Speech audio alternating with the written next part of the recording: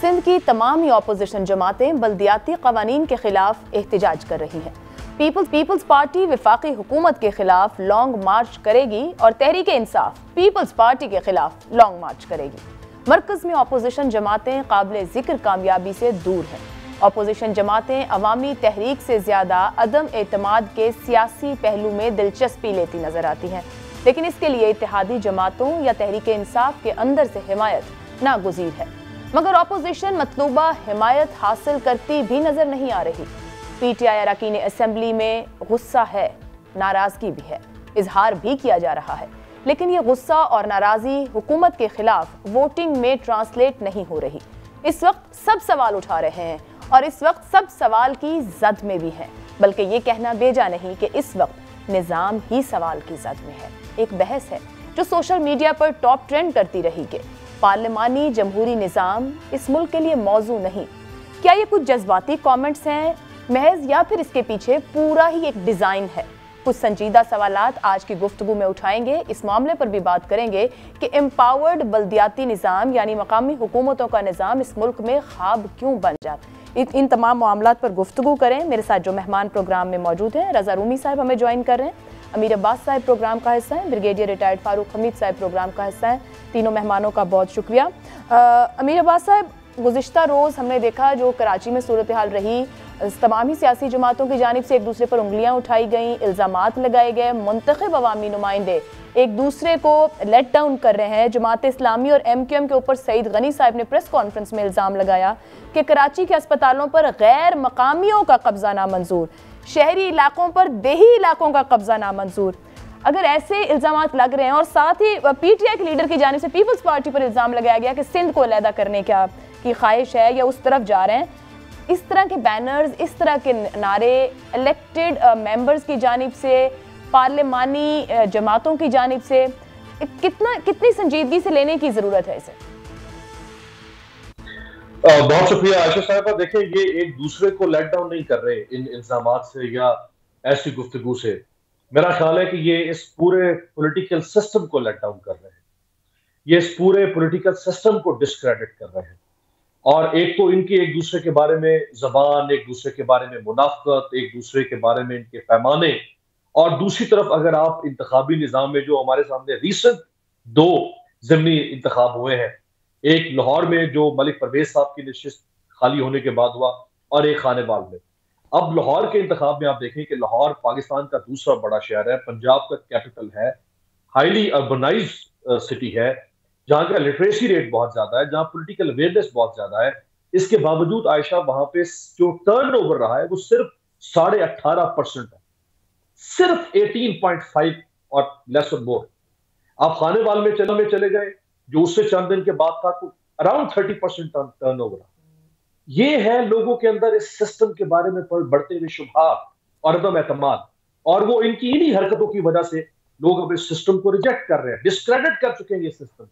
जहां तक कल इन सारी ऑपोजिशन पार्टीज की सिंध हुकूमत के खिलाफ एक एहतजाज या इनका जो डिमांड थी वो लोकल गवर्नमेंट के सिलसिले में है, लेकिन आप देखें कि इसमें जो पाकिस्तान तहरीक इंसाफ है उसको तो ये कतन जेब ही नहीं देता कि वो सिंध हुकूमत के खिलाफ या सिंध असेंबली में होने वाली लोकल गवर्नमेंट की जो कानून साजी है जो हुकूमत की तरफ से हुई उसके ऊपर आवाज उठाए। क्योंकि ये वो जमात है कि ये जैसे ही 2018 में पंजाब में बरसर इक़्तिदार आई, इन्होंने आते साथ लोकल गवर्नमेंट जो कि इलेक्टेड लोकल गवर्नमेंट्स थी जो 2015 में मुंतखब हुई, उन पर शब खून मारा, उनको डिक्टेटोरियली उनको मुअत्तल कर दिया इलेक्टेड लोगों। आज अगर इमरान खान साहब को कोई मुअत्तल कर दे बतौर प्राइम मिनिस्टर, कह के खान साहब आप घर जाएं, तो क्या गुजरेगी उनके दिल की? अगर आप कोई उठे और वो उस्मान बुज़दार साहब को कहे कि आप घर जाए, आप फारेंगे, आपसे यही हरकत की इमरान खान साहब और उस्मान बुज़दार ने पंजाब की लोकल गवर्नमेंट इलेक्टेड के साथ। और फिर पिछले 3.25 साल से ये मुसलसल कानून बना रहे हैं, हम डिलिमिटेशन कर रहे हैं, हम हल्का बंदियां कर रहे हैं, हम फलाना कर रहे हैं, इसी नॉनसेंस के अंदर इन्होंने 3.25 साल जाया कर दिए। ये है इनका एक तरफ चेहरा पंजाब के अंदर और खैबर पख्तूनख्वा के अंदर, और ये सिंध में जाके पीपल्स पार्टी से कहते हैं कि आप हमें लोकल गवर्नमेंट का अच्छा कानून दे, आप जो है वो सारे इख्तियार आप प्रोविंशियल गवर्नमेंट अपने पास रखना चाहती है और वो मुकामी हुकूमतों को देना नहीं चाहती। ये वो हिपोक्रेसी है, ये इनके डुअल, इन सबके, ये तो एक मैंने आपके सामने एक एग्जांपल तरीके साहब पे रखी, आप पीपल्स पार्टी को उठा के देख लें, इसमें कोई शक नहीं कि पाकिस्तान पीपल्स पार्टी जो 2015 में इलेक्शन हुए थे लोकल गवर्नमेंट के, आशा अगर आपको याद हो, तो उससे पहले जो इलेक्शन हुए थे वो 2009 में उनकी मुद्दत खत्म हो गई थी और 2008 में पीपल्स पार्टी और पीएमएलएन बरसर इक़्तिदार आ गई थी। 2009 में मुंतखब हुकूमतें लोकल गवर्नमेंट खत्म हो गई। इनको चाहिए था दोनों जमातों को ये फिलफौर बगैर किसी फासले के इलेक्शन करवाती, लेकिन उन्होंने इलेक्शन नहीं करवाए और बिलाखिर वो केस सुप्रीम कोर्ट में गया। सुप्रीम कोर्ट को लठ लेकर इनको हारना पड़ा इन दोनों जमातों को और इनसे कहा कि अगर आप हमें इलेक्शन की डेट नहीं देंगे तो हम चीफ मिनिस्टर को तलब करेंगे सुप्रीम कोर्ट में। और फिर बाबरे मजबूरी जाके इन्होंने 2015 में इलेक्शन कर।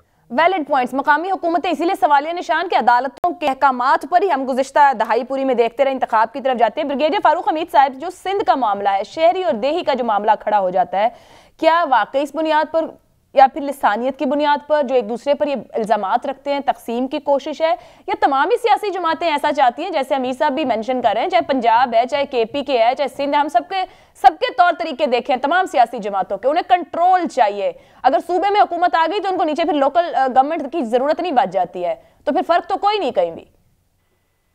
बिस्मिल्लाह रहमान रहीम, बहुत शुक्रिया।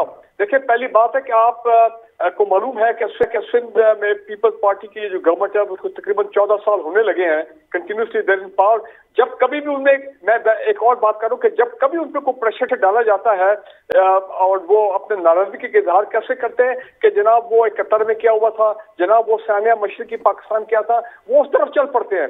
मैं समझता हूँ कि बिल्कुल ये जायज है जो हो रहा है कि लोकल बॉडीज के ऊपर जो उनका वो डॉक्यूमेंट आया है जिसमें उन्होंने ज्यादा जो कानून पास किया है, ज्यादा इख्तियारात लेने की कोशिश की है, जो लोकल लोग हैं उनकी उसमें इन्वॉल्वमेंट नहीं है और जमात इस्लामी, पीटीआई और इनके तहारी जो है बिल्कुल ये सही प्रोटेस्ट कर रहे हैं। मुझे तो याद नहीं है कि कभी जमात इस्लामी ने इतना लंबा 17-18 दिन से उनका धरना चला वहां पे कराची में।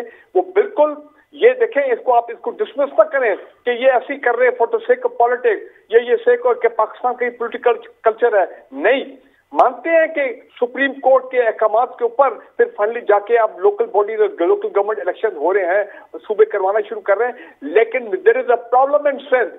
और सिंध में ये प्रॉब्लम है कि वहां पे करप्शन को वो एक अलग इशू है, वो आप छोड़ दें, लेकिन कराची को उन्होंने और हैदराबाद, ये जो इलाके हैं शहर, इनमें उन्होंने डिसोन किया है, पीपल्स पार्टी की गवर्नमेंट ने डिसोन किया है। आप जुल्म देखें पिछले 14 साल में, कल भी मैंने ट्वीट किया, एक सरकारी एम्बुलेंस ही आ जाती है रेस्क्यू 1122 के तर्ज पे नहीं है। ग्रीन लाइन भी चल रही है तो फेडरल गवर्नमेंट बना रही है, वहां पे ग्रीन लाइन चल रही है, फेडरल गवर्नमेंट बना रही है। पानी का मसला उधर का उधर है, सफाई का मसला उधर का उधर है, वो भी फेडरल गवर्नमेंट अब जाके वहां पे काम कर रही है, जो ड्रेन की सफाई है।